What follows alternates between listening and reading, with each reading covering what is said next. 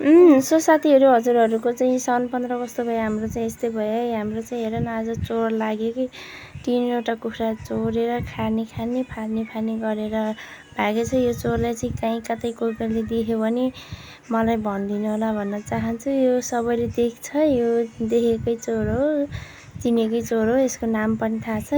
यसको नाम र यो को हो भन्ने कुरा चाहिँ म लास्टमा भन्नेछु हजुरहरूलाई। भन्दै स्वागत गर्न चाहे हजुरहरूलाई आजको मेरो मिनी ब्लगमा।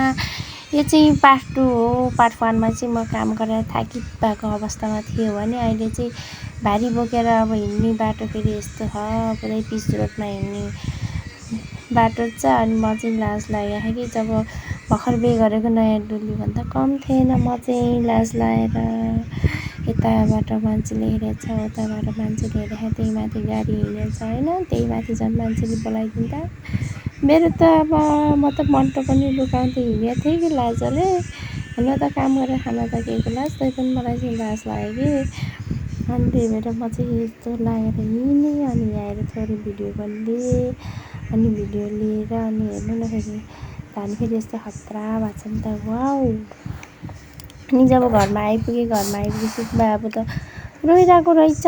मेरो छोरो चाहिँ मजाले रोएको रहेछ। अनि मैले भन्थेँ नि हजुरहरूलाई लास्टमा भन्छु त्यो चोरको बारेमा भनेर। अनि त्यो चोरको नाम चाहिँ रहेको छ न्याउरी मुसा।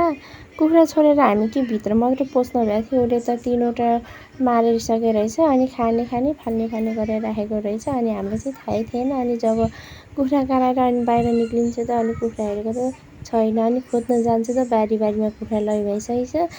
हजुरहरूको साउन 15 कस्तो भयो? हाम्रो चाहिँ यस्तो भयो। आज चाहिँ साउनको 15 गते मेरो छोरो चाहिँ ठ्याक्क 7 महिना पुग्यो दिनले चाहिँ। अनि महिनाले चाहिँ 8 महिना पुग्यो। अनि त्यही भएर आज बाबु 7 महिना पुगेको भएर मैले चाहिँ छोटो भिडियो लिइदिएको भन्दै सबैजनालाई ह्याप्पी साउन 15 भन्न चाहन्छु मेरो। अनि आज साउन 15 चाहिँ को कोले खिर खानुभयो त्यो पनि भनिदिनु होला।